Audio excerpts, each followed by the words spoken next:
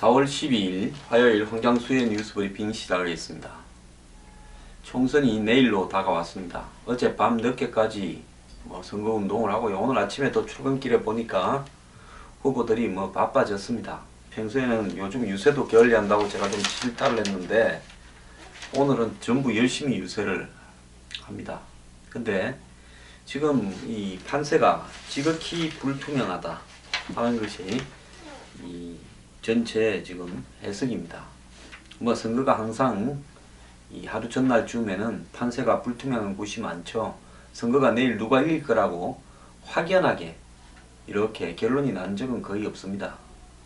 자, 이번에 지금 이 선거가 더욱 혼미한 것은요.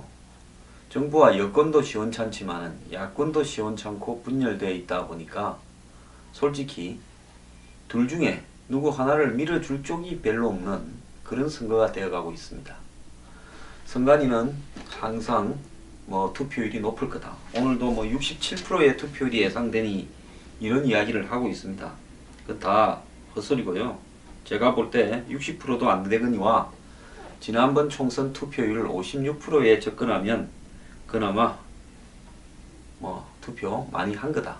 저는 그렇게 보고 있습니다. 투표를 하게끔 유권자들로 하여금 의지를 갖게 만들어 줘야지, 정치하는 사람들이요. 자, 이 사람도 싫고 그렇다고 작을 뽑는 거다 해서 덜 나쁜 놈을 뽑는 것도 싫습니다. 자, 여당을 뽑자니 하는 행각이나 경제가 여러 가지로 못마땅하고 공천 과정에서 보인 꼴들이나 계파 싸움이나 상향식이라고 하면서 장난치고 다니는 거나 대표라는 사람이 다니면서 말하고 다니는 모양이나 이런 것들이 다 싫습니다. 자, 야당을 뽑자니 안보나 이런 문제에 있어서 도대체 무슨 색깔을 가지고 무슨 생각을 하는지 모르는 사람들이 수두룩한 것 같습니다. 살려달라고 광주에 가서 무릎을 꿇고 대구에서 무릎을 꿇고 광야에서 말라 죽겠다 그러고 이래서 유권자들을 협박을 합니다. 이번 총선의 하나의 유일한 특징은 협박형 업소 정치를 하고 있다는 겁니다. 자, 업소를 하려면 그냥 살려주십시오 하는 게 업소지요. 근데 이번 선거에서 나타난 협박형 업소는 그냥 업소가 아니라 당신이 안 살려주면 죽어버린다. 그러면 당신은 어떻게 되는가 한번 봐라. 자, 나를 안 살려주면 이 정권이 어떻게 되는가 봐라. 이런 식으로 협박형 정치를 하고 있습니다. 자, 과반수가 안 되면 제2 IMF 온다. 부터 시작해서 온갖 협박형 업소가 난무했습니다. 이제 정치인들이 뻔뻔해지다 못해서 이제는 거의 조폭형 정치를 하고 있는 게 아닌가. 그냥 뻔뻔하게 4년 동안 일 안 하고 다시 한번 뽑아주면 이제는 정신 차리고 열심히 하겠다. 이건 뻔뻔한 정치죠. 또 찍어주는 사람도 다시 한번 찍어줘봤자 안 그럴 거 잘 알죠. 그리고 이거는 미워도 다시 한번이라고 쏟고 보는 그런 맛이라도 있습니다. 근데 이제는요, 이 정도를 넘어서 가지고 네가 나를 안 뽑아주고 나한테 지지를 거둔다면, 과반수를 안 해준다면 이 나라에 IMF가 오거나 다음 대권은 또 상대당으로 넘어가 버릴 거다. 이러고 있습니다. 광야에서 말라 죽겠다고. 그건 그래도 애교에 속하네요. 자, 이런 협박형 업소가 선거 막판에 터져나오고 있습니다. 자, 국민들은 분노했습니다. 19대 국회가 가장 무능하고, 이거 박근혜 대통령이 그런 프레임이다. 국회 심판, 무능한 국회에 대해서 심판한다. 국민을 배신하는, 혈세를 낭비하는 정치를 심판한다. 그 박근혜 대통령하고 관련 있는 말처럼 그렇게 생각이 들지만은, 저는 박근혜 대통령이 그 말을 하지 않았다 하더라도 대다수의 국민들이, 국회의원들이 점점 갈수록 더 저질이 되어간다. 해도 너무한다.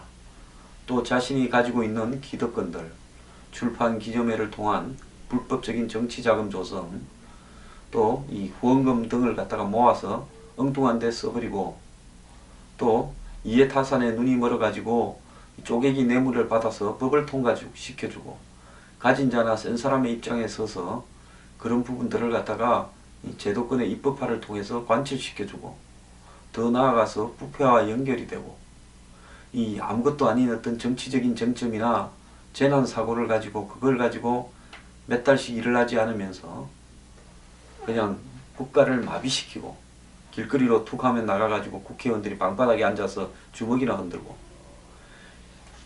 이런 부분에 대해서 국민들이 염증을 느끼는 겁니다. 국회의원 중에 명확한 자기 경쟁력이나 전문성, 철학을 가지고 제대로 국회에서 의정활동을 하는 사람이 몇이나 됩니까? 계파의 흐름이 흘러가면 또 당의 흐름이 흘러가면 잘못된 방향으로 가도 아니다라고 제대로 목소리를 내는 국회의원이 별로 없습니다.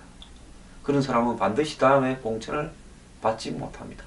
그런데도 상향식 공천이라고 해서 국민과 당원을 이름을 판 그런 공천 모양이 마치 공천이 국민들에게 돌아온 것처럼 여론조사 회사한테 돌아갔죠. 국민한테 돌아온 게 아니라 누가 이기고 졌다라고 이야기하면 왜 이기고 졌는지를 검증할 방법도 없습니다. 이제 여론조사 회사가 국회의원 후보를 공천합니다. 그 여론조사 회사를 택한 정치인들이 힘이 있겠죠. 자, 그것뿐만 아닙니다. 더 나아가서 무슨 한두 명 뽐보기로 날려놓고는 크게 운동권이 물갈이 된 모양으로 이렇게 국민들이 느끼게 하는데 본질은 그대로 다 살아있습니다. 누가 그럽니다. 운동권이 뭔 죄냐? 386, 486이 죄냐? 그런데 죄 아닙니다. 뭐가 죄인 줄 압니까? 운동권은 그 사람이 젊었을 때 가졌던 한때의 직업이거나 캐리어고요. 지금은 20, 30년이 지났으면 지금 수준에 맞게 운동권적 사고를 버리고 현재의 한국의 시점에서 여러가지 의식 변화가 있었어야 되는데 80년대, 70년대에 그 시절의 의식에서 벗어나지 못한 채 그런 행태를 가지고 국회의원직을 해먹으려고 하니까 문제라는 겁니다. 뉴스 브리핑은 인터넷 방송을 통하여 한국 사회의 변화와 개혁, 사회 정의, 부패 척결을 추구하기 위한 국민운동으로서 하고 있습니다.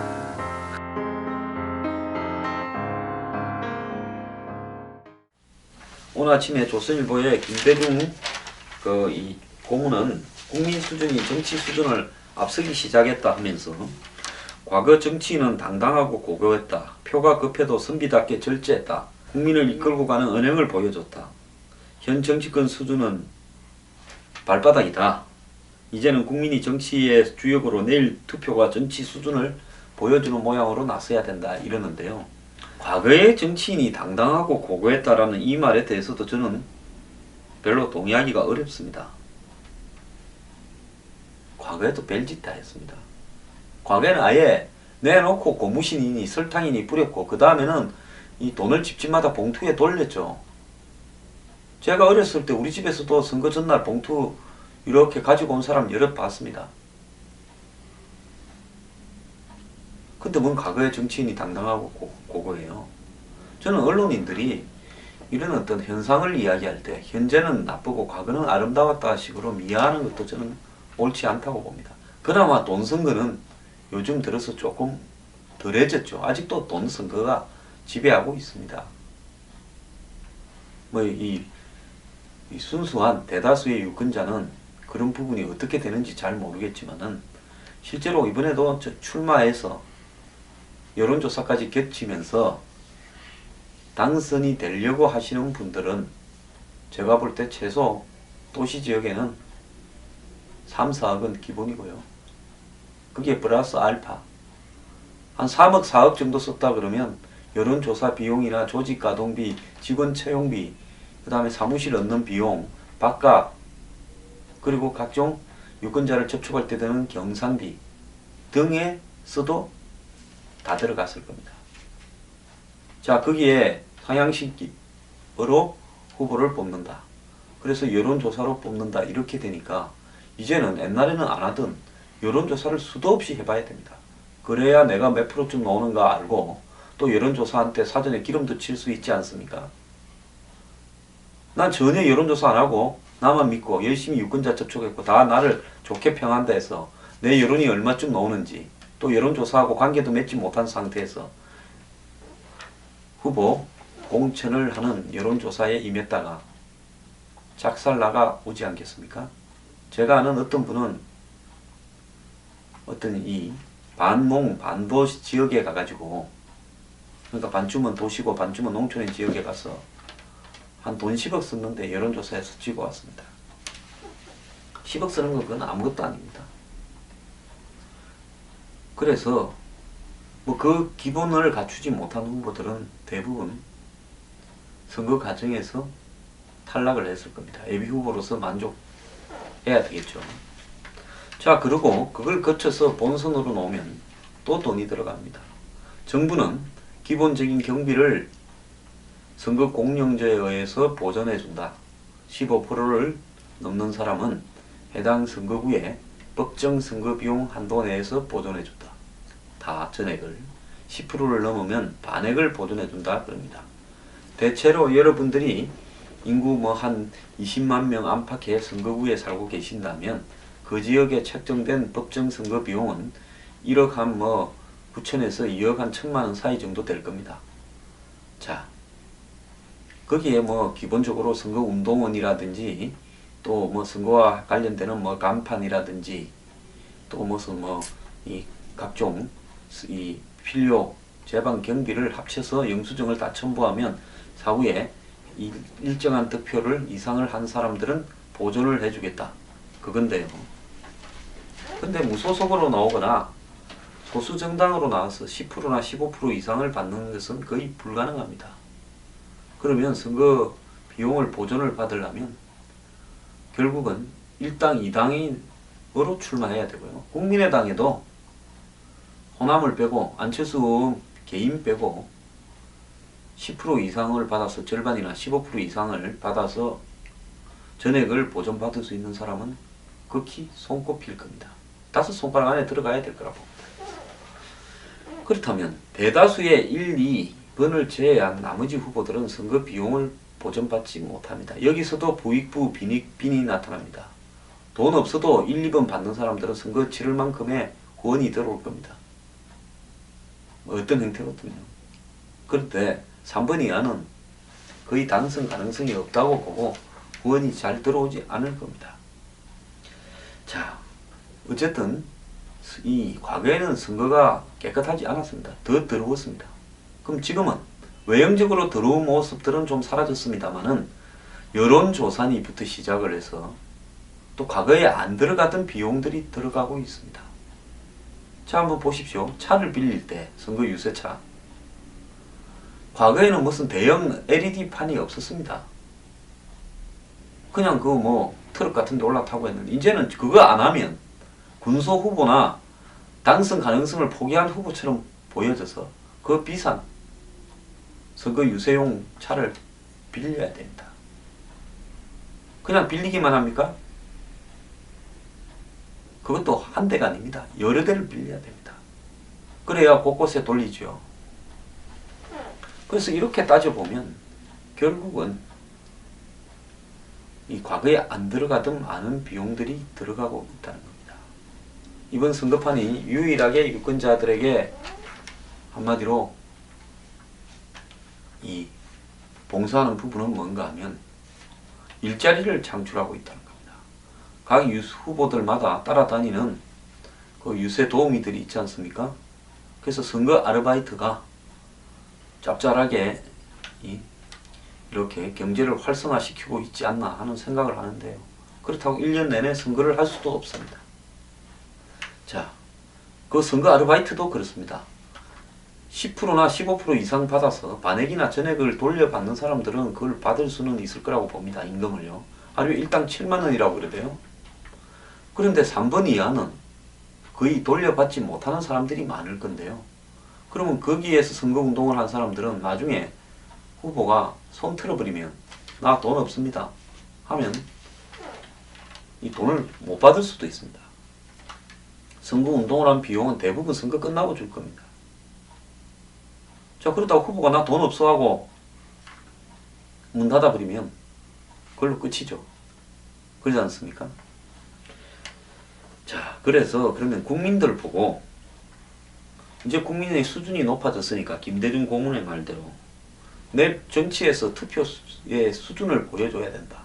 그래서 국민 수준이 정치 수준이다. 이렇게 이제 선비 같은 말씀을 하시는데요. 자, 그럼 1, 2, 3, 4부터 쭉 있습니다. 이 중에 하나를 뽑아야 되는데 그 중에 누구를 뽑아야 내가 수준이 높아지는 겁니까? 그런 부분에서 봤을 때 내가 이 선택할 수 있는 여지들이 좀 있습니까? 자, 이 부분에서 안철수 의원이 이야기한 독점의 문제가 등장합니다.